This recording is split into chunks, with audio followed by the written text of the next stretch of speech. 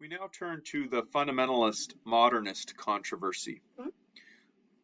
All through the early 1900s, Protestant liberalism, otherwise known at this time as modernism, was strengthening. Arthur McGiffert, president of Union Seminary in New York, was a leading figure. He emphasized that Christianity was all about Jesus' self-consciousness of the fatherhood of God and the brotherhood of man. He argued that the theology of Paul stood in contradiction to that of Jesus, and the essence of Christianity lay in the imitation of Christ and social reform. McGiffert was forced out of the Presbyterian Church for holding these views. Shaler Matthews of the University of Chicago was another leading figure. He wrote a book called The Faith of Modernism in 1924, and he scorned the fundamentalists. Remember how I defined fundamentalist at this time as conviction to certain core Christian doctrines, not fundamentalism as it evolves later. He scorned fundamentalists for their commitment to the doctrine of scriptural inerrancy. He said, the world needs new control of nature and society, and is told that the Bible is verbally inerrant. It needs a means of composing class strife, and is told to believe in the substitutionary atonement. It needs faith in the divine presence in human affairs, and is told it must accept the virgin birth of Jesus Christ. So you can see Matthews' sense that these orthodox Christian doctrines are irrelevant to the modern world and to its problems, and that Christians need to have a more modern version of the faith without all that supernatural miraculous stuff and just focus on social transformation. It's the essence here of sort of theological liberalism and the social gospel blending to become one force. Now, this, of course, provoked more and more response from fundamentalists. The term fundamentalist was actually coined in 1920 by a Baptist editor, and he used it to describe Christians who were prepared to do battle royal for the fundamentals of the Christian faith. Recall that the fundamentals were those 5 doctrines that had been articulated sometime earlier. Fundamentalists tended to have a more ambivalent view of America than liberals and modernists. They were more likely to be critical of it, in part because they thought America was drifting away from Orthodox Christianity. And whereas the modernists were still fairly optimistic about the direction of culture because of the social gospel, the fundamentalists tended to be much more pessimistic about it and thought that things were going to get worse until Christ returned. In 1922, a Baptist minister named Harry Emerson Fosdick preached a famous sermon entitled "Shall the Fundamentalists Win?", in which he argued that true Christianity tolerates a wide range of beliefs and that modernism should fit within that wide range of beliefs.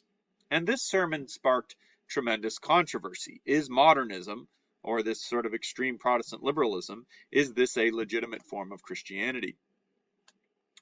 In 1923, J. Gresham Machen, this man, published a book, Christianity and Liberalism, in which he argued that Christianity and modernism, or what he called liberalism, were fundamentally different religions. And he showed that throughout this book, of which you've read a selection. The issue at hand was whether or not denominations like the Presbyterian Church should tolerate modernist preachers and seminary professors. And Machen argued no. He argued that since they didn't believe in the authority of Scripture or the resurrection of Christ or the substitutionary atonement, since the salvation that they thought was entirely this worldly and social, that it was really a completely different religion. But increasingly, denominations were inclined to tolerate different views in the name of unity. A flashpoint of the debate came with the Scopes monkey trial, held in Dayton, Tennessee in 1925, where William Jennings Bryan, recall that leading evangelical figure who had run for president several times as a Democrat and had resigned as Secretary of State in opposition to World War I. William Jennings Bryan took the stand as a lawyer to defend the right of public schools in Tennessee to prohibit the teaching of evolution. And in the course of the trial, Bryan was baited into defending a sort of young Earth creationism, as people interpreted Genesis 1 and 2. And the trial ended up being a huge embarrassment for fundamentalism because Bryan was caricatured, and he actually died a few days after the trial. And it was caricatured in the media, and many leading figures used it to portray fundamentalists as sort of ignorant, backcountry, southern type people. It was an image that would stick around for a long time. In 1929, Machen, again the man who had written Christianity and Liberalism, ended up leaving Princeton Seminary, where he was a professor, because of the growing liberalism, and founded Westminster Theological Seminary in Philadelphia. And then he led a breakaway from the Northern Presbyterian Church, called the Presbyterian Church was still divided north and south because of the Civil War. And in 1936, he established the Orthodox Presbyterian Church, which was really kind of an old school Presbyterian confessionally reformed denomination. And other breakaway groups formed the Bible Presbyterian Church, which was premillennialist, anti-alcohol, and adopted other distinctive American evangelical traits. And there were several other denominations founded at the same time, and similar divisions took place in Baptist churches. So what the meaning of fundamentalism now began to change. Now it was increasingly used to describe conservative Protestants who left the mainstream Protestant denominations, or what are known as the mainline denominations, the Northern Presbyterian Church, the Northern Baptist Church, and the Methodist Church. Now, of course, a good number of Orthodox Christians remained in these denominations. In fact, the majority of people in these denominations were still generally Orthodox and theologically conservative. Liberals and modernists were very much in the minority, but they did hold some prominent positions at seminaries and universities and major pulpits. Meanwhile, the fundamentalists began building their own highly active network of denominations and publications and radio. And as I mentioned, they were scorned by the elite public culture.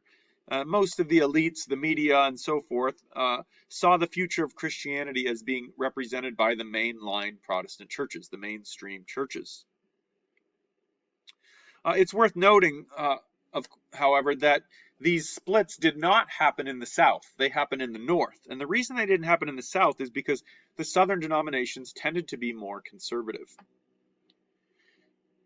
The mainline churches kept most of the wealthy people, the educated, and other elites. And they imagined that fundamentalism, with all its backwardness, would gradually slide away into obscurity. But what they didn't realize was that this period, in the 1930s, actually marked the beginning of the decline of the mainline denominations, and that they were actually at the height of their influence and numbers. And although they stopped paying attention to fundamentalism because it was in a part of American culture that they kind of despised, fundamentalism would actually grow in strength in the coming years.